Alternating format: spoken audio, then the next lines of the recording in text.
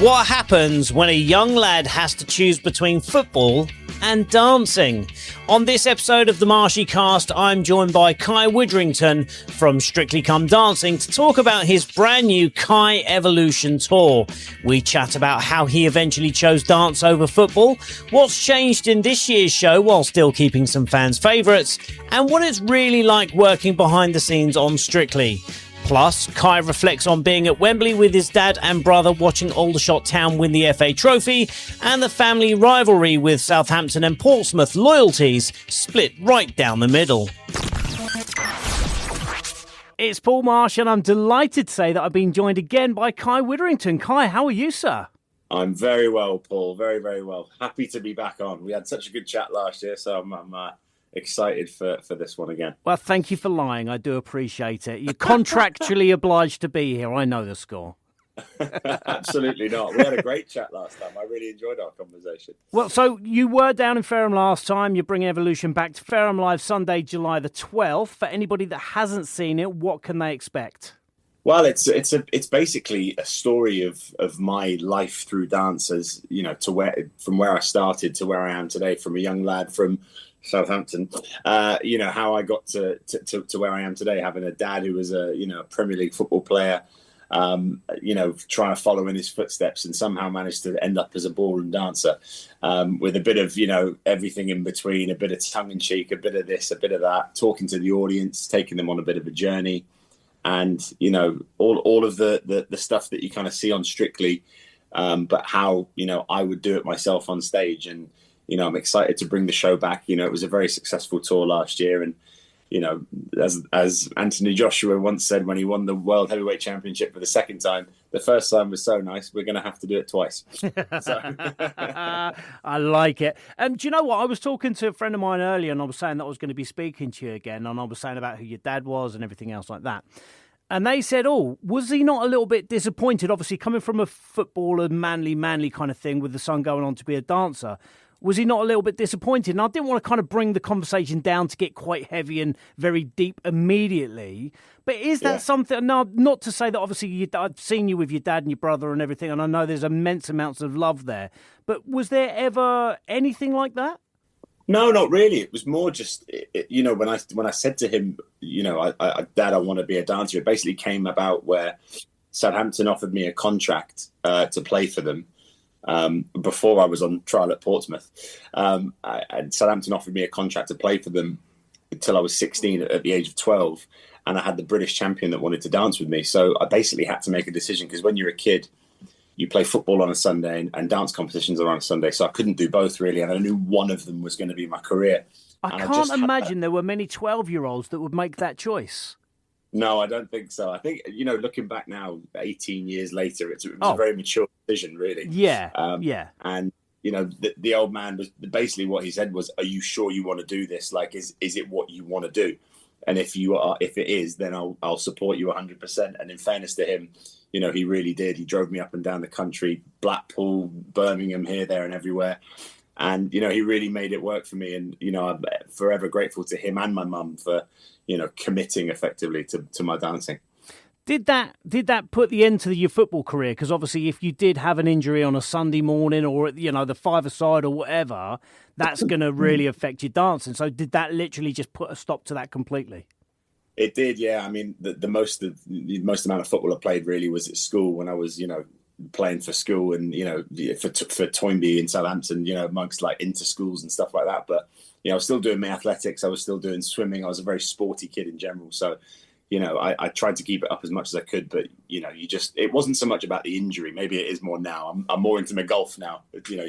Very rarely you're going to get an injury playing golf. But if I play five-a-side nowadays, it just takes one guy to, go, that's that dancer off Strictly. Let's leave one on him. And then, my legs busted and then I can't dance. So, yes, it basically did put an end to it, really.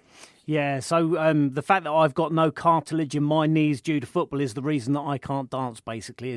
That's my excuse and I'm sticking to it. Yeah, mate, it's my dad ended his career at 35. It wasn't he was playing football, but it was actually celebrating a goal. And it was, he jumped up and landed in a little pothole in the pitch, National League football. I was about to say, you don't get that anymore, do you? You don't get that anymore. And his knee popped out, and that was the end of his career. So you never know. You never know in football. At least dancing, you're kind of controlling the controllables. Do you know what I mean? Yeah. So you're excited about going back on tour. Is there anything different, or how have you tweaked it? There's a few different bits. Obviously, I did Strictly last year. I danced with, Vicky Patterson last year, and we had a great run. Obviously, it was cut short a little bit too early, I think, in my opinion, and probably most of the viewers' opinion. We were doing really well, and then it just, we had a bogey dance, and it all kind of came crashing down, unfortunately. But there's a few little bits that I'm going to talk about, and a few little different dances that are going to be tweaked here and there. So it won't be completely the same show, but the majority of, the storyline and all of that will all be the same. But mainly because, I loved dancing the dances that I did last year. I do Michael Jackson, I've got Bruno Mars in there, we've got Elvis, we've got Elton John, we've got all of them, that classic sort of stuff. And to be honest, Paul, I just really enjoyed dancing to it. So I'm glad I'm getting a second bite of the cherry, really. So I'm very excited. When you think about it, if you go and see a band who perform, let's just say 15 songs, 12 of them are likely to be the same every single time because you're going to perform the greatest hits. But then you might want to throw a new. Is there anything new that comes out and you think, oh, I really want to include that? Yeah, I mean, listen, Bruno Mars has just released effectively a Latin album. What a fantastic album that is. And it's, album of the year for me. I mean, I'm a little bit biased, but I think he's a musical genius. Yeah. So there'll be a bit of that thrown in there. Any new music that comes out, we've got some amazing artists these days. I know it's not the classic stuff that we're used to, but, there's definitely some amazing music out there that I want to dance to. And, yeah, whether it's in this tour or whether it's in a tour next year that I'll be doing, I will be dancing to all of that music. So yeah, as dancers, we're spoiled for choice. Yeah, well, I was just thinking, like, this is coming from somebody that can't, got two left feet, can't dance at all. But I was thinking, like, Ray's "Where Is My Husband" would be amazing to dance to. Exactly. Maybe one day when I get engaged, I'll put that in like a little storyline or something. But we got to dance to Ray on Strictly. I remember I think it was not last year, but the year before, when she was not as a superstar that she is now. She was sort of still kind of up and coming. And I remember the voice was just out of this world. And yeah, she was fantastic. So yeah, like I said, new artists, especially the UK ones like Olivia Dean, Ray. You've got all of these amazing singers that are producing some amazing music that we can dance to. So yeah, as I said, we are spoiled for choice. You mentioned Vicky earlier. She has got ties to Southampton in the fact that, like, similar to your dad, she's a Northerner, she's a Geordie, but her best friend Gavin Ford is also from Southampton. One of her best friends is from Southampton as well. Did you kind of bond a little bit there? Did you have any nights out in Southampton? No, I don't think there was any time for nights out, I'm afraid.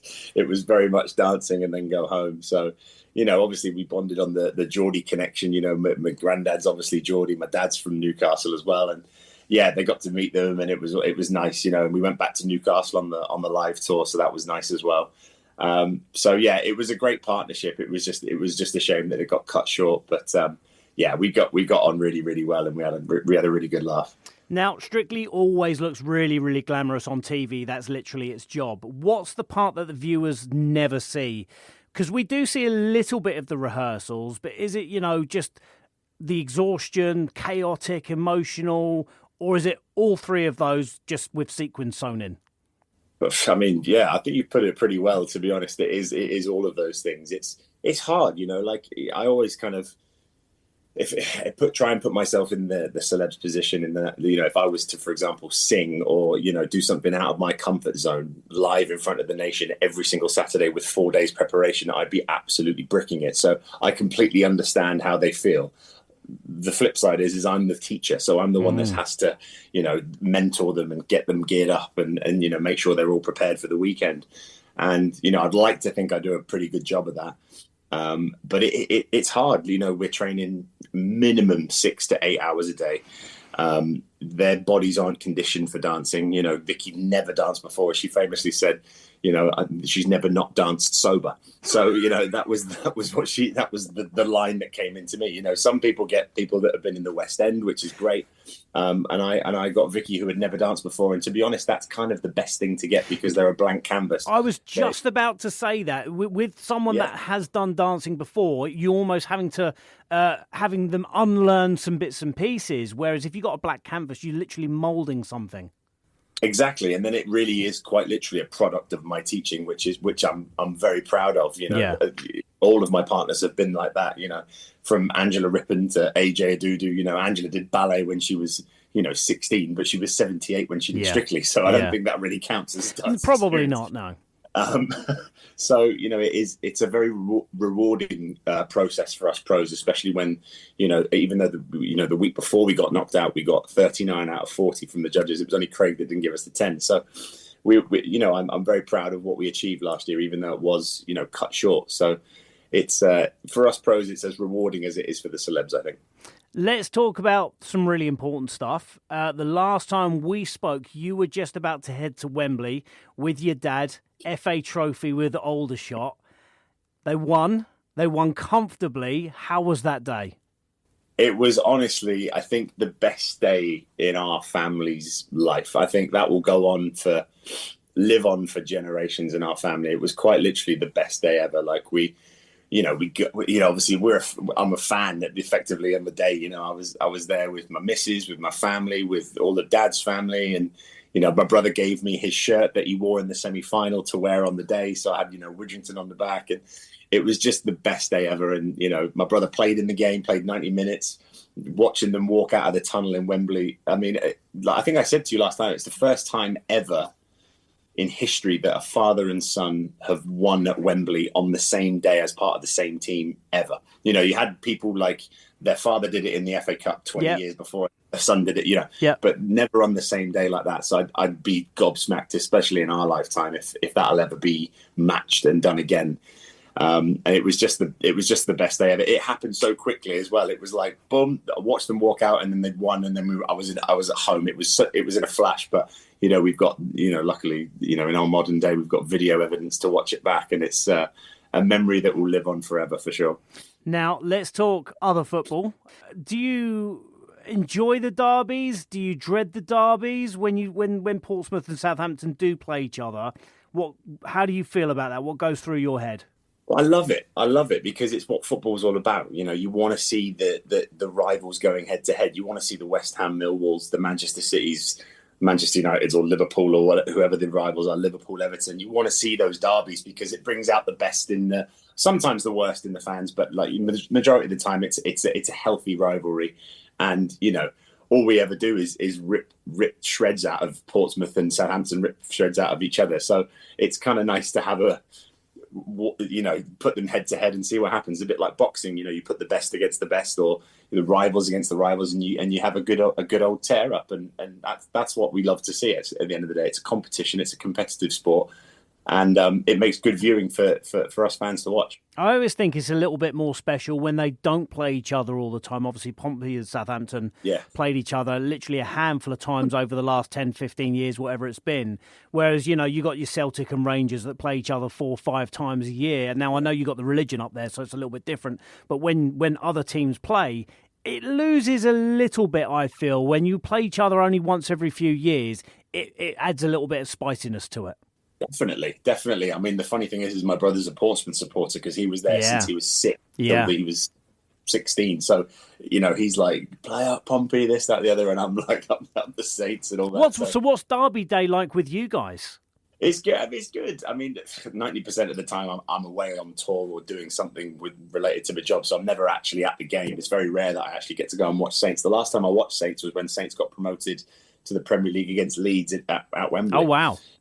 That was the last time I got to see them play. So, it's rare that I'm at a game, but we always have a little bit of banter. Is it friendly rivalry? Does it ever step past the line and one of you sulks for a week or whatever?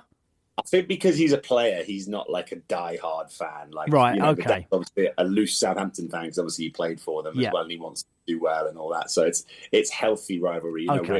They're footballers at the end of the day, so they're not like yobbo fans, but it's a healthy bit of banter in the group chat for sure. Let's finish off by giving you a question that you're actually going to need to think about a little bit then. We are, of course, on the South Coast. If you had to describe your dance style using only seaside things, are we talking about an elegant yacht, a speedboat, or maybe a full inflatable flamingo? Okay, let's think about this. I think it's very relaxed, but can have a bit of spice about it. So I think it would be some sort of yacht that's got a big engine behind it, but for the majority of the time is cruising across the water. Does that sound fair? I was trying to think. It's definitely not a hovercraft, is it? No, it's not the Hobbit. It's not. It's definitely not the Isle of Wight ferry link either. That's me. That's maybe me in 10 years' time, but not just yet. It's not just yet. Look, Kai, thank you so much for talking to me as always. Always enjoy catching up with you. You are, of course, on tour across the whole of the UK, but coming to Fareham Live on Sunday, the 12th of July. It's going to be an amazing evening. Grab your tickets now. I hope it all goes well for you, and I look forward to catching up again soon. Thanks again, Paul. Appreciate it, mate.